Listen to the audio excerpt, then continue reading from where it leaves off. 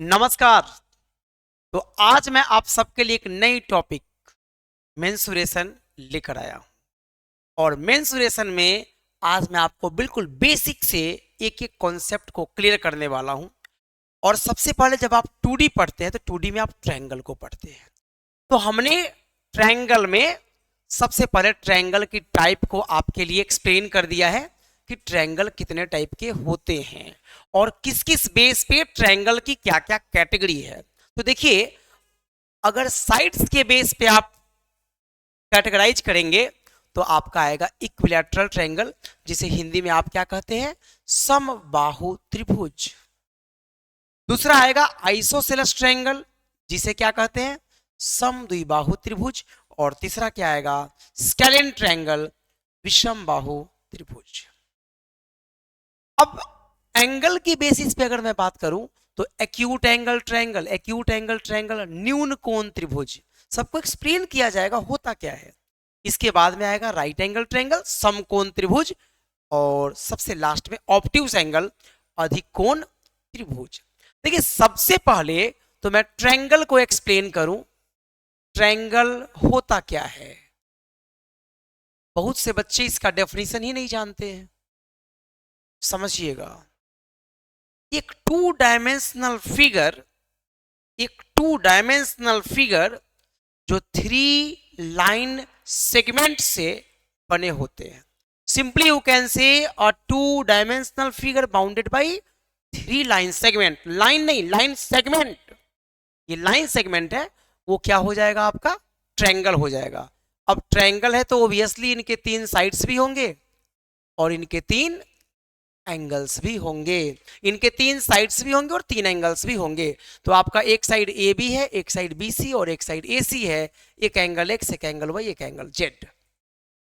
Mensuration और geometry एक साथ चलती है। तो ज्योमेट्री की कुछ कॉन्सेप्ट है, बेसिक कॉन्सेप्ट, उसको मैं यहां पे डिटेल्ड कर देना चाहूंगा। किसी भी ट्रायंगल के तीनों एंगल का जो सम है यह 180 डिग्री होता है।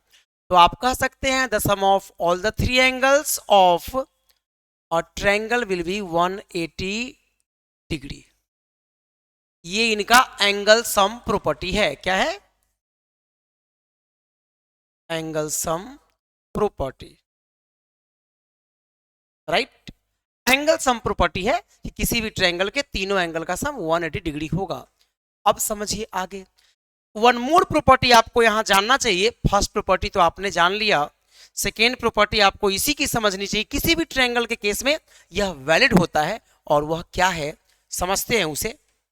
वह हमारा क्या है, वह ये है, द सम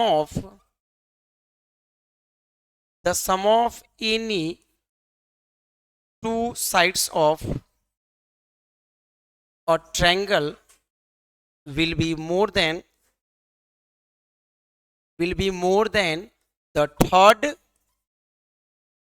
side। किसी भी ट्रायंगल की दो भुजाओं का योग उस त्रिभुज की तीसरी भुजा से ज्यादा होनी चाहिए। जैसे एग्जाम्पल देकर मैं समझाता हूं, समझिएगा। जैसे यह एक ट्रायंगल है ए बी सी, इसको मैंने मान लिया 4 सेंटीमीटर, इसे मैंने मान लिया 5 सेंटीमीटर, इसे मैंने मान लिया 7 सेंटीमीटर। अब आप रिलेट करिए तो देखिए, 4 + 7 ज्यादा है 5 से, 4 + 5 ज्यादा है 7 से, और 5 + 7 ज्यादा है 4 से। तो ट्रायंगल की किसी भी दो भुजाओं का योग तीसरी भुजा से अधिक होती है। ये सबसे मोस्ट इंपॉर्टेंट चीज है, इसे आपको समझना चाहिए। और भी प्रॉपर्टीज है जिसे हम लोग ज्योमेट्री में ब्रीफ करेंगे। अब सबसे पहले हम इक्विलैटरल ट्रायंगल की ओर मूव करते हैं। इक्विलैटरल ट्रायंगल क्या होता है इसे समझते हैं। आइए, तो हेडिंग देंगे क्या, इक्विलैटरल ट्रायंगल।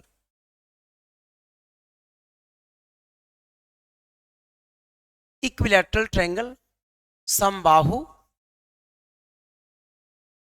समबाहु त्रिभुज। अब समबाहु त्रिभुज होता क्या है, कोई भी ऐसा ट्रायंगल, कोई भी ऐसा ट्रायंगल जिसकी ऑल साइड्स, जिसकी ऑल साइड्स इक्वल लेंथ की होती है, कोई भी ऐसी ट्रायंगल जिसकी ऑल साइड्स का लेंथ क्या होता है, इक्वल होता है, उसे समबाहु त्रिभुज इक्विलैटरल ट्रायंगल कहते हैं। देखिए यहां पर A B equal to B C equal to C A है, ठीक है। और सबसे पहले बात आता है एरिया। एरिया का फॉर्मूला क्या होगा, तो एरिया होता है √3/4 इंटू साइड का स्क्वायर, √3/4 इंटू साइड का स्क्वायर। और नेक्स्ट में आता है perimeter, perimeter that is 3 into side. देखिए पेरीमीटर का जो डेफिनेशन है उसे आप समझेंगे। Perimeter is what, basically perimeter जो होता है लेंथ ऑफ बाउंड्री होती है, लेंथ ऑफ बाउंड्री। तो लेंथ ऑफ बाउंड्री होती है पेरीमीटर। तो बाउंड्री क्या है साहब, देखिए ए और ए, तो ये आपका पूरा का पूरा बाउंड्री हो गया, इसीलिए आपका 3A पेरीमीटर होगा। इसे परिमिति कहते हैं। परिमिति क्या होती है, परिमाप क्या होता है, इसे परिमाप भी कहते हैं। और एरिया इसे क्षेत्रफल कहते हैं। तो समबाहु त्रिभुज का क्षेत्रफल हो गया √3/4 इंटू साइड स्क्वायर, और इसकी परिमिति कितनी हो गई, 3 इंटू साइड। अब देखिए यहां पे मैं एक लाइन ड्रॉ कर सकता हूं, और ये बिल्कुल परपेंडिकुलर होगा बेस के, और ये क्या कहलाएगा, हाइट ऑफ इक्विलैटरल ट्रायंगल। क्या कहलाएगा, हाइट ऑफ इक्विलैटरल ट्रायंगल। और हाइट ऑफ इक्विलैटरल ट्रायंगल जो होती है, हाइट ऑफ इक्विलैटरल ट्रायंगल जो होती है that is √3/2 into side. √3/2 into side होती है क्या, हाइट ऑफ इक्विलैटरल ट्रायंगल, ठीक है। अब आप समझिए, सबसे पहली बात आप समझेंगे, मोस्ट इंपॉर्टेंट बात। मान लीजिए दो ट्रायंगल है, दो इक्विलैटरल ट्रायंगल है, एक ट्रायंगल एबीसी है और दूसरा ट्रायंगल पीक्यूआर है, लेकिन दोनों ही इक्विलैटरल ट्रायंगल है। सपोज करिए इनके ऑल साइड्स ए होंगे, इनके all sides B, B and B है। अब अगर आपसे कहता है दोनों के एरिया का रेशियो क्या होगा, इनका एरिया A1 और इनका एरिया A2 है, इनका रेशियो क्या होगा, तो देखिए इनकी जो साइड है, इनके साइड का स्क्वायर होगा, that is A² ratio B²। क्योंकि जैसा कि आपको पता है रेशियोज की वैल्यू जब आप फाइंड आउट करते हैं, रेशियोज की वैल्यू जब आप फाइंड आउट करते हैं, तो जो भी कॉमन टर्म्स होते हैं वो कैंसिल हो जाते हैं। तो √3/4 ये तो कांस्टेंट टर्म है, ये कैंसिल हो जाएगा, क्योंकि ये इसके एरिया में भी होगा, इसके एरिया में भी होगा, तो ये आपका होता है। और सपोज करिए अगर आपको साइड्स का रेशियो निकालना है, साइड 1 और साइड 2 का रेशियो निकालना है, तो एरिया 1 एरिया 2 के रेशियो का अंडर रूट स्क्वायर रूट करना पड़ता है। एरिया 1 एरिया 2 का क्या करते हैं, स्क्वायर रूट, जो भी इनका रेशियो होगा एरिया का उसका स्क्वायर रूट कर देते हैं। आइए एक सवाल देखते हैं। देखिए सबसे पहला सवाल, एक सवाल है हमारे पास, एक ट्रायंगल है PQR, एक ट्रायंगल है हमारा PQR, और यह है 6 सेंटीमीटर, 6 सेंटीमीटर। अब अगर आपसे पूछता है एरिया ऑफ ट्रायंगल PQR, तो ये हो जाएगा √3/4 इंटू साइड की वैल्यू 6, 6 का स्क्वायर दैट इज 36, ये कैंसिल होगा और आंसर आएगा 9√3 centimetre square. One more thing आपको ध्यान रखनी है, 1 मीटर स्क्वायर, यूनिट को भी समझिए, will be equal to 10,000 centimetre square. अगर यूनिट कन्वर्जन का कोई कॉन्सेप्ट आता है तो आपको ये ध्यान रखना है कि सेंटीमीटर स्क्वायर को मीटर स्क्वायर में कैसे कन्वर्ट करना है, और मीटर स्क्वायर को सेंटीमीटर स्क्वायर में कन्वर्ट कैसे करना है। उम्मीद करता हूं सभी लोग बहुत अच्छे से, बहुत ही बेहतरीन तरीके से समझ पा रहे होंगे। नेक्स्ट समझेंगे। अब एरिया तो मैंने निकाल लिया, अब मेरे से पूछा पेरीमीटर। मेरे से क्या पूछा? पेरीमीटर।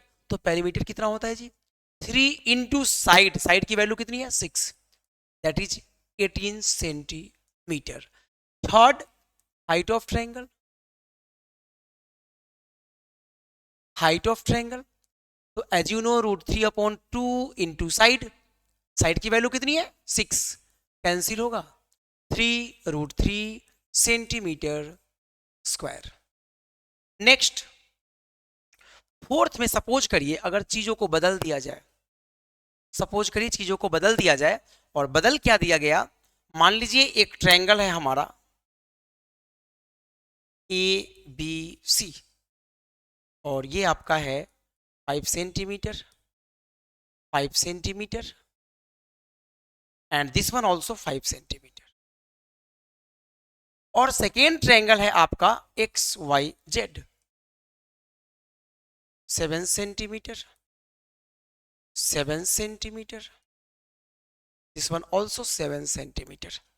अब आपसे पूछता है एरिया का रेशियो, दोनों के एरिया का रेशियो। तो बड़ा ही सिंपल है, जो भी साइड की वैल्यू है 5 और इसकी वैल्यू 7, इनका स्क्वायर करेंगे। कुछ भी एक्स्ट्रा करने की जरूरत नहीं है, क्योंकि कांस्टेंट टर्म्स तो कैंसिल होने वाले हैं एरिया के, तो क्यों लेना? जो भी डायमेंशन है बस उसका स्क्वायर करना पड़ेगा हमें। तो 25 ratio 49, this is the ratio of area. इस तरीके से इक्विलैटरल ट्रायंगल के सवाल को हम करते हैं। ठीक है, अब समझिए इसी प्रकार से अगर और भी ट्रायंगल्स आएंगे, राइट एंगल ट्रायंगल्स आएंगे, वैसा ट्रायंगल आ जाए जिसका एंगल दे रखा है, दो कोरिस्पॉन्डिंग साइड्स दे रखा है, उनके भी एरिया को हम लोग निकालते हैं। सबका डिफरेंट फॉर्मूला है, जिसे मैं अगली सीरीज में, अगली वीडियो में एक्सप्लेन करूंगा। आज के लिए इतना ही। वीडियो को लाइक करिए, चैनल को सब्सक्राइब करिए, फ्रेंड्स को शेयर करिए।